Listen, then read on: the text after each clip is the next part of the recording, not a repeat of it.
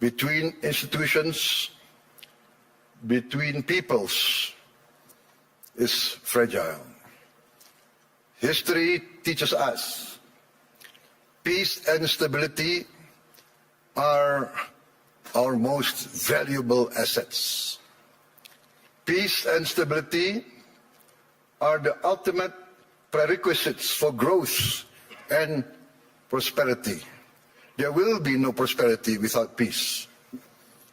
Excellencies, distinguished delegates, the IMF recently described Indonesia as, I quote, a global bright spot with strong economic growth amid a challenging external environment.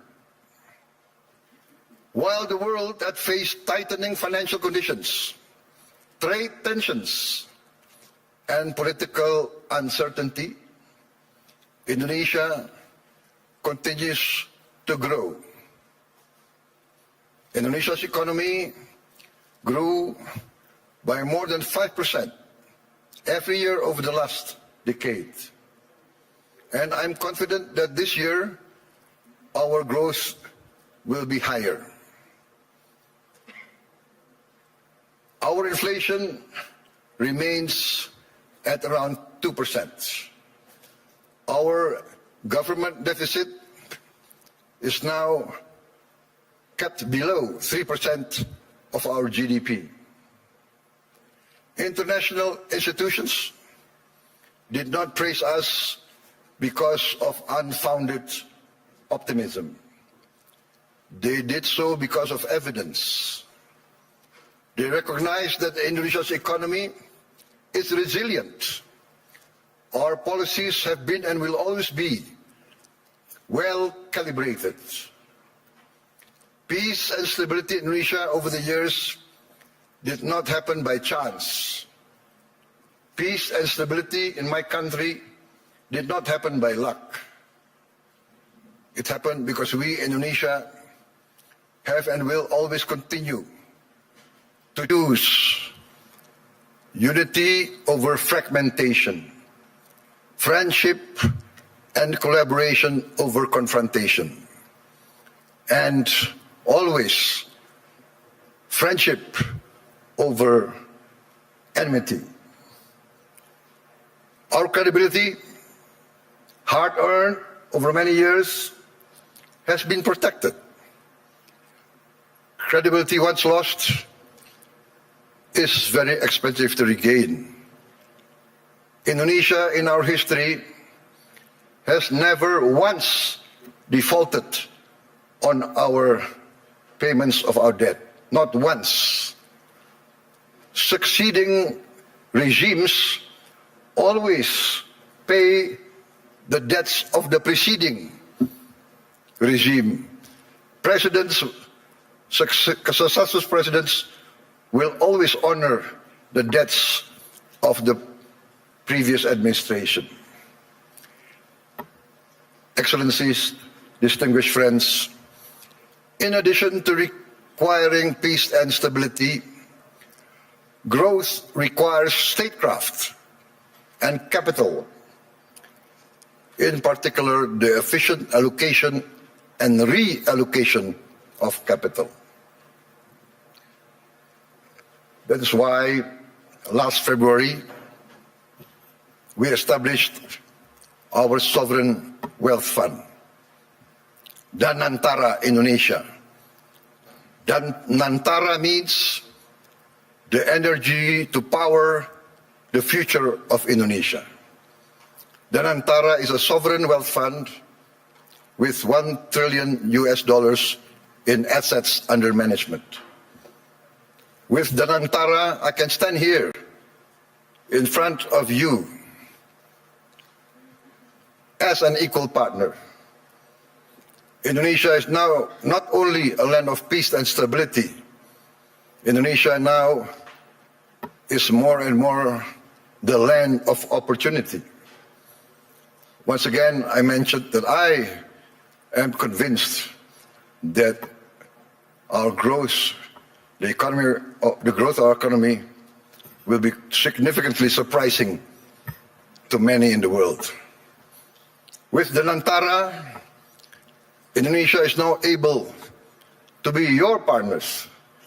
We will co-invest and grow with you. The Nantara is established to finance and co-finance the industries of the future. We are determined to industrialize our country in a significant way. The industries of the future must be executed well and wisely. That is why we built the Nantara with strong oversight and institutional responsibility. And we try to find the best executives to direct the leadership of the Nantara. The Nantara now manages 1,044 state-owned enterprises. We are going to bring this down to around at most 300. We will rationalize, we will get rid of inefficiency. We want the best governance and the best management under international standards. I have allowed the Nantara to recruit expatriates, foreign citizens, to be able to lead these companies. We want the best brains and the best minds in the world. This is, in fact, how we run Indonesia now. From our social programs to our efforts to downstream our natural resources, to our efforts to reach self-sufficiency in food and energy. All are now accompanied by strong oversight and capable leaders. In the first 2 months of my administration, we carried out a vigorous efficiency program. We saved $18 billion by stopping inefficient and dubious programs from our budget and redirected these funds to projects that directly improve livelihoods and impact all of society. As a result, on January 6, 2025, we started our free nutritious meals program for pregnant and lactating mothers, infants, and all Indonesian children. On our first day, we started with 190 kitchens, serving 570,000 people per day. 570,000 meals per day. Today, in 1 year, we have achieved 21,102 kitchens serving nationwide. As of last night, we are producing 59.8 million meals for 59.8 million children, mothers, and elderly living alone. They receive these meals every day. To put this into context, in about a month's time, we will surpass McDonald's, 68 million meals a day.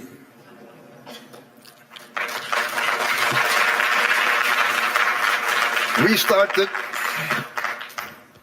in January of last year. This year, we aim to serve 82.9 million meals a day. All children of Indonesia, from the womb of their mother up until they reach 18 years of age, benefit from this program. For pregnant and lactating mothers, we deliver the meal daily to their home. This is also delivered to their homes for the elderly living alone. To put this in the context I mentioned, I think McDonald's started their first kitchen in 1940. To reach 68 million, it took them 55 decades more. We will reach 82.9,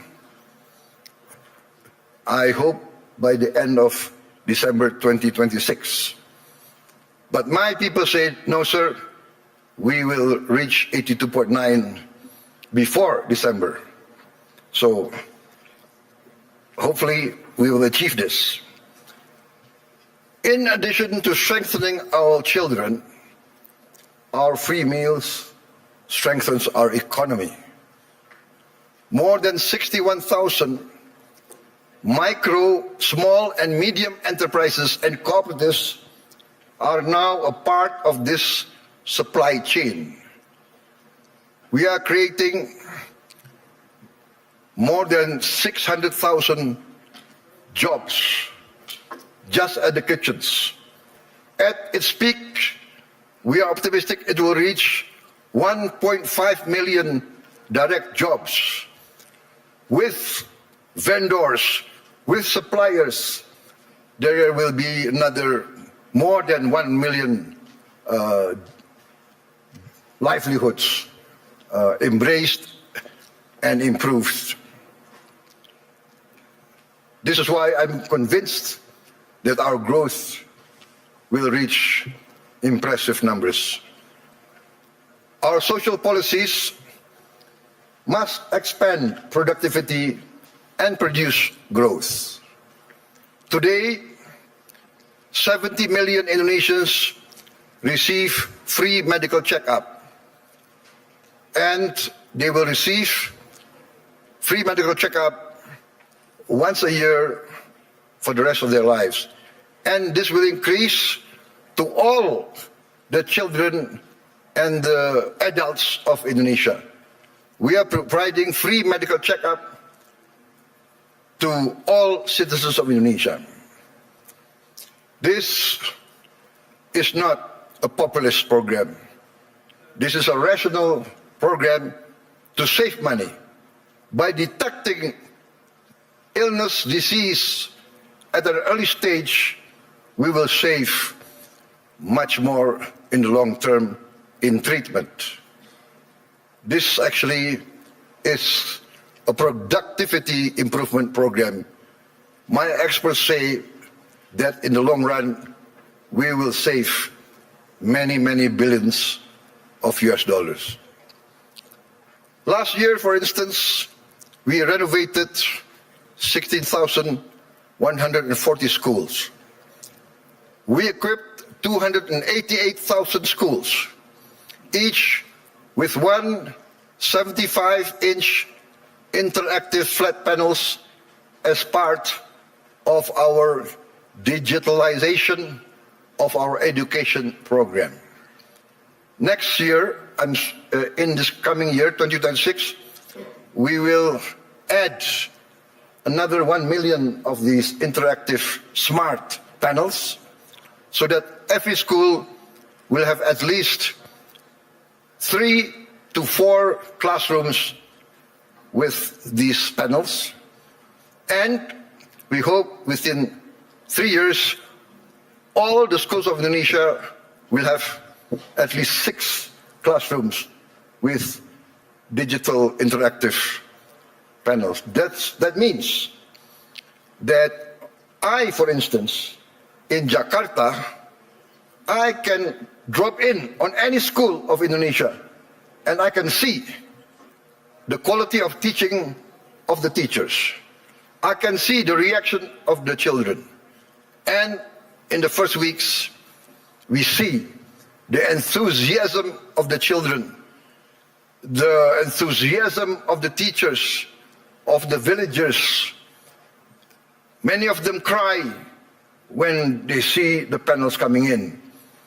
We get messages, Mr. President, in the entire history of this village, we have never felt that the central government knows about us. This is the first time we feel that the central government cares about us and is now in our village, is now helping to teach our children.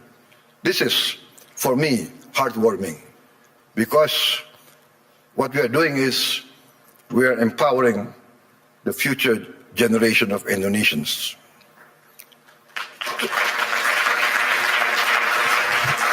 Why does this matter to global investors gathering here at the World Economic Forum?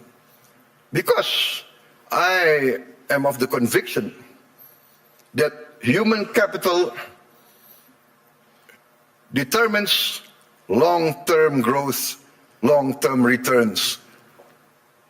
Human development, human resources is the key to a thriving and successful nation. Lack of education is the path towards failed states. No country can hope to be stable and prosper if its people are illiterate, if its people are not able to keep up with modern science and technology. In addition, this year we will increase the renovation. I'm determined to modernize and renovate 60,000 schools. I'm also building 1,000 schools, what I call integrated, comprehensive schools with modern facilities, with modern laboratories, 1,000. I have already, 500, but I've already built 160 schools, boarding schools for the very poor. So this is maybe unique, because usually the children of the upper class, the children of the wealthy, go to boarding school. But I now make boarding schools for the very poor. Their only condition for entering the school is they must come from the bottom deciles of our society. Those who are very poor, I'm taking their children. I want to cut the chain of poverty. Usually in countries like my countries of the global south, countries of the third world, countries coming out of hundreds of years of colonialism, usually the son of a poor peasant will be a poor peasant. The son of a garbage collector will be a garbage collector. The son of a street hawker will be a street hawker. The son of a day laborer in the harbor will also be a day laborer in the harbor. This is what we call in the global south the circle of poverty. I'm determined to break the circle. I'm determined that the son of the poorest should not be poor. They must be given equal opportunity. And that's why I've already built 166, and I will build total 500 of these boarding schools. And another 500 not boarding schools, but centers of excellence to boost the other children who are brighter. Also, I've started 20 new boarding schools for the academically gifted. I'm also building 10 new universities, and I'm discussing and negotiating with the best universities of Europe, United Kingdom, and North America to twin them and to produce universities and campus of international standard. In addition, we are now in the process of building 83,000 cooperatives with 83,000 warehouses, 83,000 cold storage, 83,000 mini markets, 83,000 village drugstores selling generic medicine, and all subsidized goods direct to the villagers without intervention from too many middlemen. We are also going to modernize what we call the new fishing villages. We will build at least 1,000 this year, but we actually want to allocate funds for 5,000 villages. Each village will have 2,000 fishermen. We hope to impact 10 million fishermen with their wives and their children. This will impact at least 40 million Indonesians. We have started a pilot project in Biak, in Papua, and the result is very heartening. The average increase in their livelihood is 60% increase in their annual livelihood. Why? Because before, to get ice was impossible for them. There was no ice-making factory near their villages. To get diesel very far, we will build diesel stations, in every village. They will have access very easy. Ladies and gentlemen, let me say this clearly. There is no investment climate without the certainty of equitable rule of law. Nobody will come in to invest in a country that's lawless or of dubious legal tradition. I am determined, under my administration, to ensure the rule of law. The rule of law must prevail over any vested interests. In 2025, Indonesia, as I promised, we will confront, and we have confronted corruption directly, firmly, and openly. As any person dealing with an illness, with a disease, we must have the courage to acknowledge the illness and disease that we suffer. We are determined directly to fight against this corruption. It's challenging. Not many people believe we can do it, but we have no choice. I have no choice. I have been inaugurated, I have been sworn in to uphold the Constitution and the rule of law.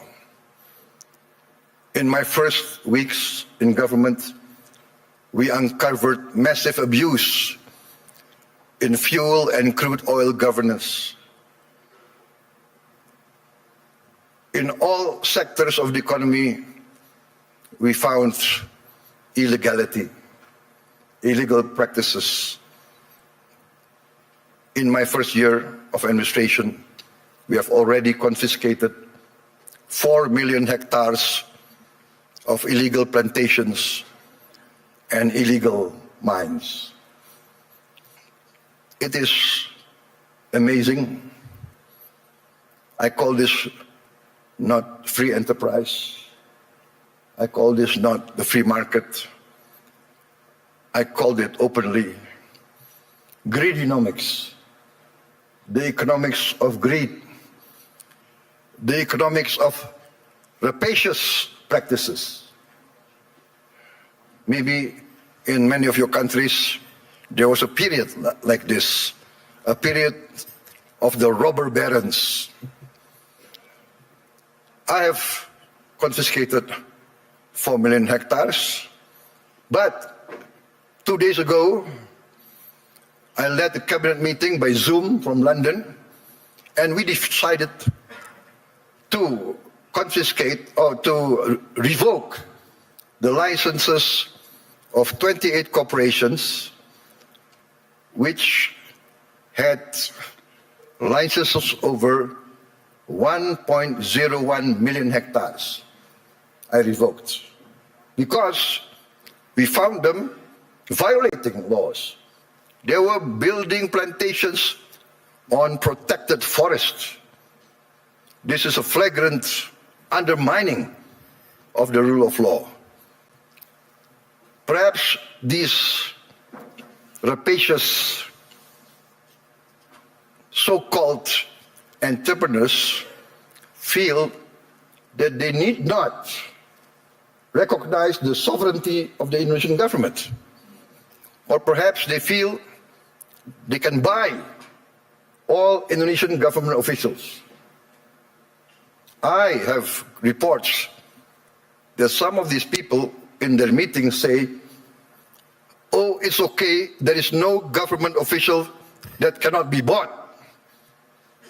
Well, I challenge them to try to buy officials for my administration. They will come to find themselves a big surprise. Combined with the 4 million hectares of illegal plantations already confiscated, we have, in fact, enacted the boldest, the most daring forest law enforcement effort in the history of Indonesia. We have closed, up to now, 1,000 illegal mines. But my staff, my people report to me, sir, there is at least another 1,000 or more. There could be as many as 666 corporations that violate the law. So I say, what can we do? We can only have the courage to enforce the law. There can be no compromise. There can be no turning back. My people demand this, and we are determined to serve our people in honesty. We are determined, I am determined to uphold my oath, defend the Constitution of my country, enforce the law of the land. You might not have heard our story because we are people who do not like to be flamboyant. We are low-key. We tend to be below the radar. But we are very determined in our effort to keep up with the rest of the world. You might not have heard this story, but extreme poverty in Indonesia fell to its lowest level in history. I'm determined in the next 4 years we will eradicate extreme poverty and we will bring down poverty as a whole. That is my mission in my life. That is my mission in the remaining years of my life. There is nothing more honorable. There is nothing more satisfying than bringing down poverty and bringing down, eradicating hunger. There is a saying I learned from my elders. One of my elders, very wise man, very honest political leader, he told me, Prabowo, the duty of a leader is very simple. The leader of this country, if you want to be leader of the country, you must work so that the poor and the weak can smile and can laugh. Very simple. What does that mean? If the poor, the weak, can smile and can laugh, that means they have hope. That means they see a future. That means their livelihood is being improved. So that is my mission now, to make the poorest of Indonesians, the weakest of Indonesians, smile.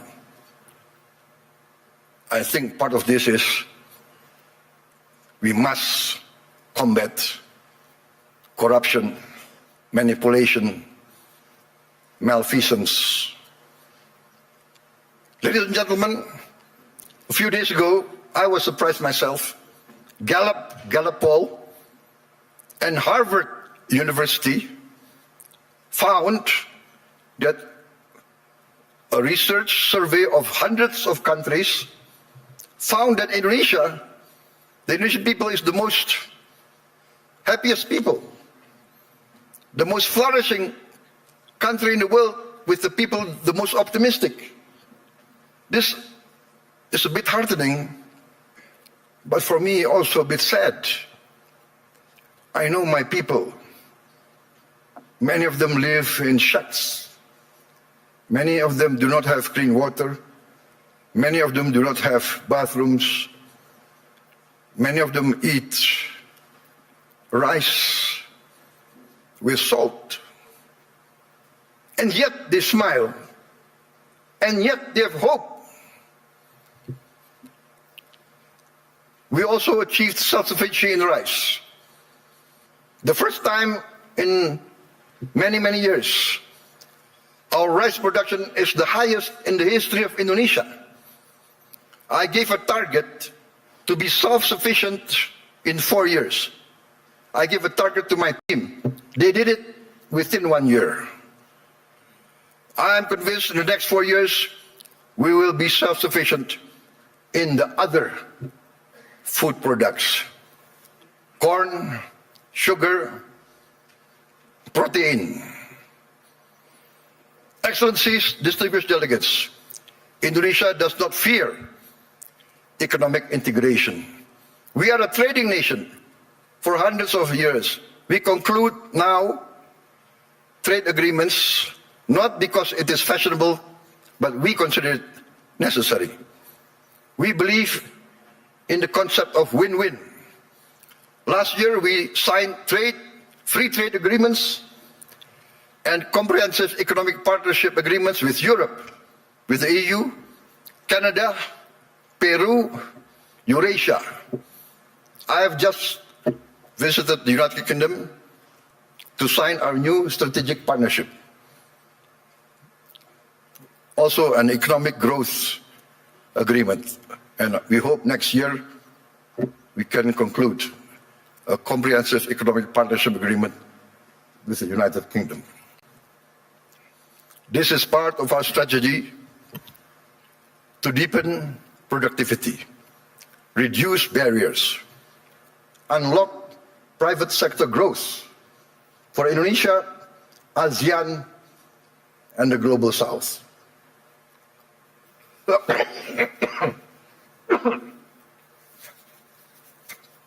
Excuse me.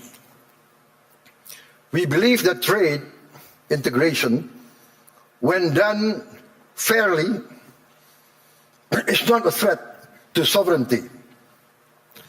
We believe trade is a tool for prosperity. Indonesia has a clear vision.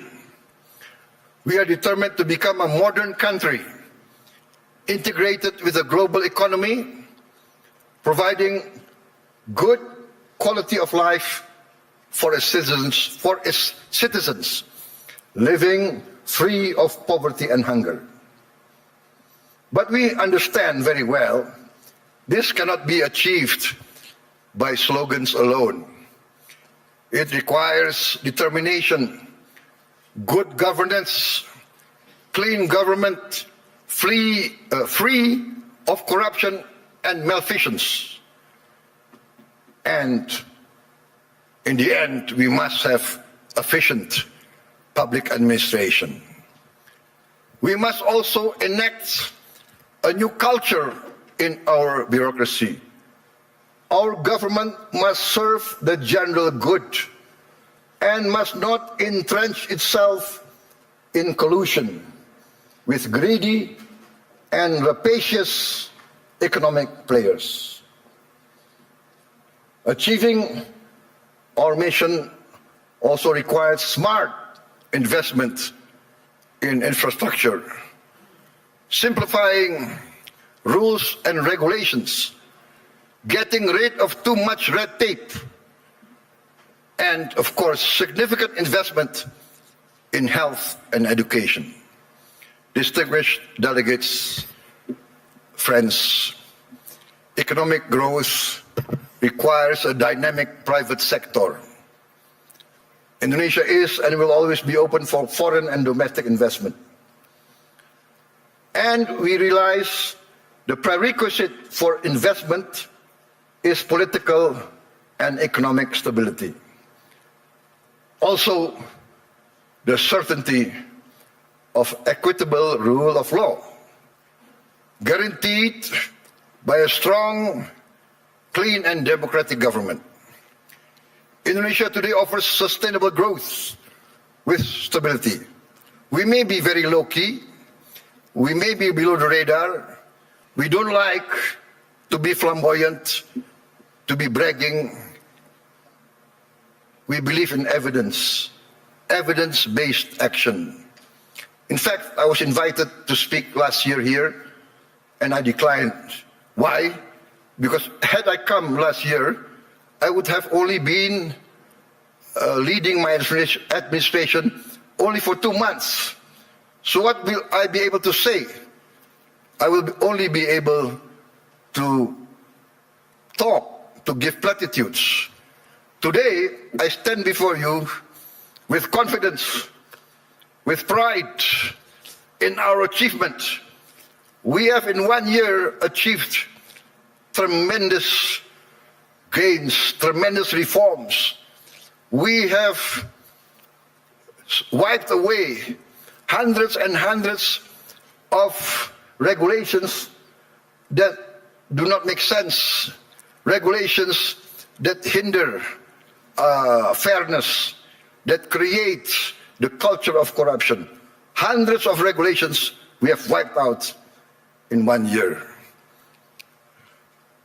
Ladies and gentlemen,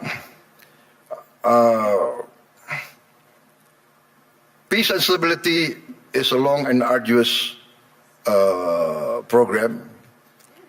But if you want to take something from my talk today, maybe it should be this.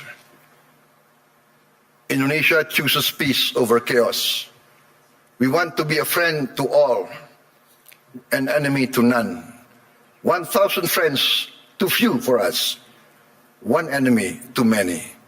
We want to be a good neighbor, a good, responsible citizen of the world, protecting the environment, protecting nature. We must not destroy nature. We must live with nature. We must maintain and be a part of a future full of hope. Hope grounded in credibility, execution of sound public policy, and continuous record of growth with equity.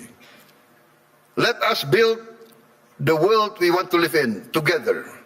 Let us continue the journey to improve the quality of life for all, to live in peace, freedom, friendship, tolerance, coexistence, and cooperation for all races, all ethnicity, all religions.